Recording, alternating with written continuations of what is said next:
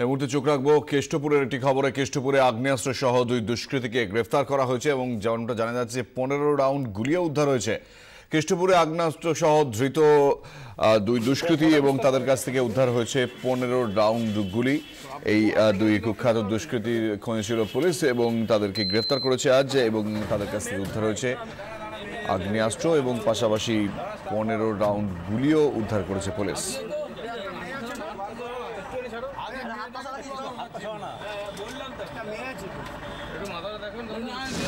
অভিযুক্তদের বিরুদ্ধে এর আগেও অপরাধের অভিযোগ ছিল, খুন সহ তোলাবাজির অভিযোগ ছিল পুলিশের কাছে, এবং সেই অভিযোগের ভিত্তিতেই আজ তাদেরকে গ্রেফতার করা হয়। আগ্নেয়াস্ত্র সহ এই দুই দুষ্কৃতীকে গ্রেফতার করেছে পুলিশ। 15 রাউন্ড গুলি উদ্ধার হয়েছে। তাদের বিরুদ্ধে অভিযোগ রয়েছে ভয় দেখিয়ে তোলাবাজির। ধৃতদের নাম যেমনটা জানা যাচ্ছে যে স্বপন ঢালি এবং মিঠুন ঢালি। এদের বিরুদ্ধে এর আগেই তোলাবাজির অভিযোগ ছিল।